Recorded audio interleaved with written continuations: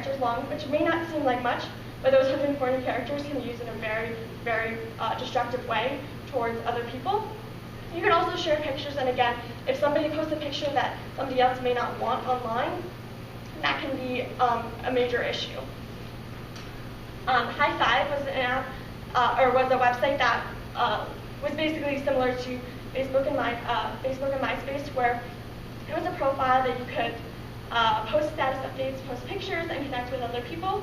And again, if somebody posts a picture, or if they post a status about somebody that they don't want on there, that can be used to harm the victim.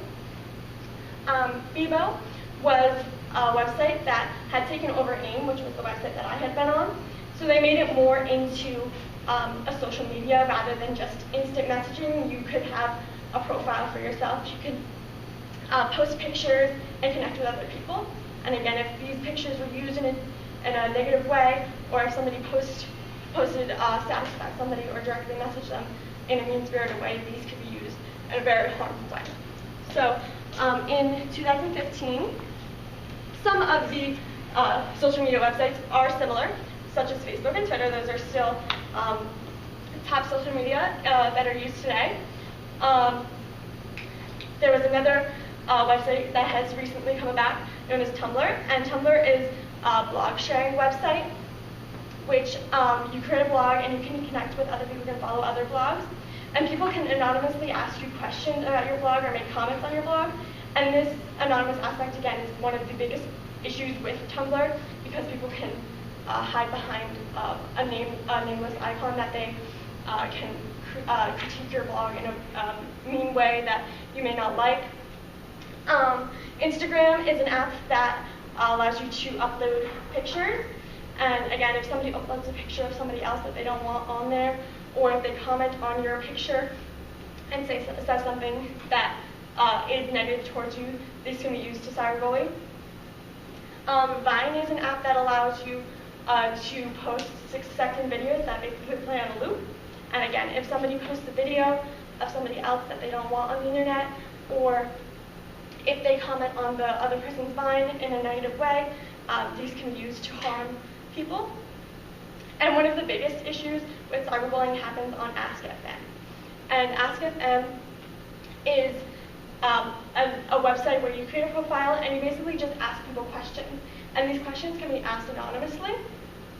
And because of this, there have been many cases of cyberbullying on this website. One happened in 2014 with a girl named Rebecca Sedgwick, and she was only 12 years old. She had had many incidents of bullying in school, and she went to the administration about it, and they didn't take it seriously.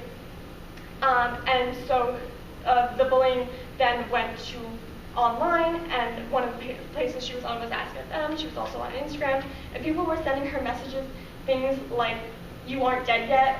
Why haven't you killed yourself yet?"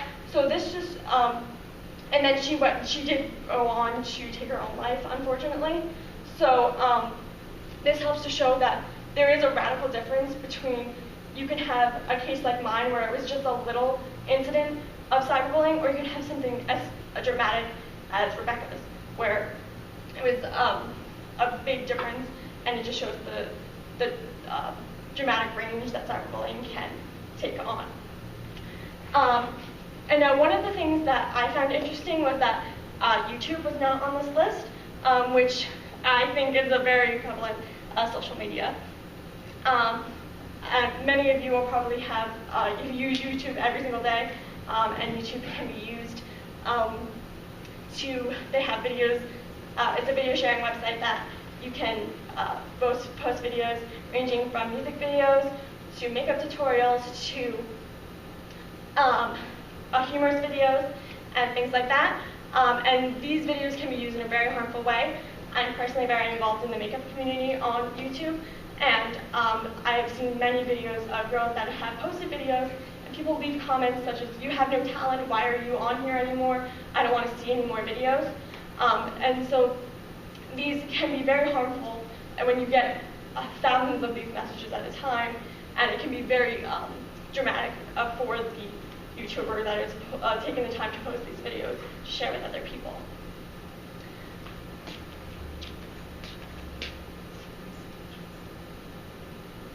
So now I'll just talk about some of the consequences that can come from cyberbullying. So the first are different laws that have been enacted about cyberbullying. So as I mentioned before, 49 out of the 50 states currently have laws against bullying. The only state that currently does not have a law against bullying is Montana. And 48 of these 49 states reference cyberbullying. So in New Jersey, the law states that it is prohibiting harassment, intimidation, and bullying on school property, at school-sponsored functions, and on school buses. Now, despite the heavy use of the word school in this law, if a bullying incident happens outside of school and a student brings it up to a counselor or an administrator or a teacher in the school, because it is affecting the student's schoolwork, the school is still required to conduct an investigation as if it had happened in the school. So New Jersey has a very strict law on bullying and cyberbullying, which has proven to be very, very beneficial within the state. Nearby in Pennsylvania, their laws against cyber harassment of a child. So this would be similar to the Megan Meyer case, where it is an adult bullying a child online. And in Pennsylvania, this is considered to be a third-degree misdemeanor. And the bully is subject to a $2,500 fine, and depending on the severity of the case, possible jail time.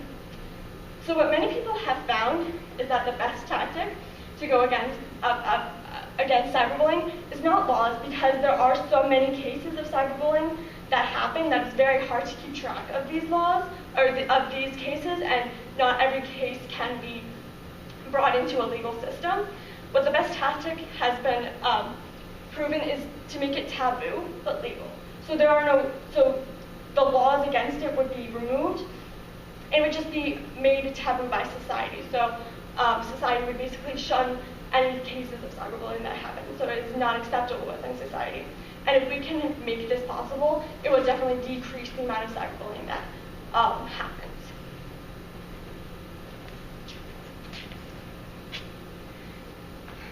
So the next consequence that can come from cyberbullying are mental health issues. So two of the biggest mental health issues that stem from cyberbullying are depression and anxiety. And if you notice that your child is showing feelings of hopelessness, helplessness, worthlessness, if they have a loss of interest in activities that they used to be very involved in, if they have a radical change in their sleeping or eating patterns, or if they have problems concentrating, they may be showing signs of depression, and it may be helpful to reach out to a professional to have these feelings looked at and see if there's anything that can be helped for the child, in case so that they do not go on to have these feelings worsen.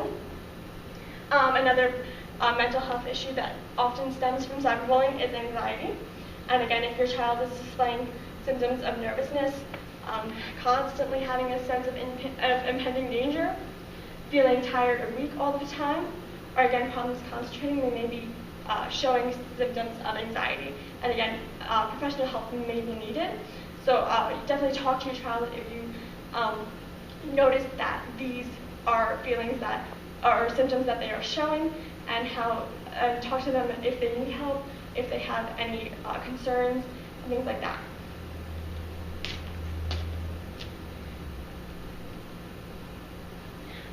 So obviously the ultimate consequence that can stem from cyberbullying is suicide.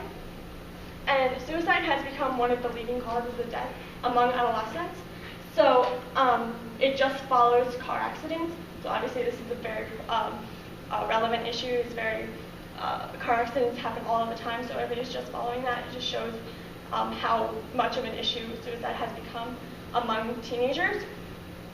So as I mentioned before, bully victims become between 2 and 9 times more likely to consider suicide than if they had not had a bullying experience. And there have been many studies that show that cyberbullying is strongly correlated with suicide ideation or suicidal thoughts. And again, in the past 3 decades, the rates of suicide for 10 to 14-year-olds has risen by 50%.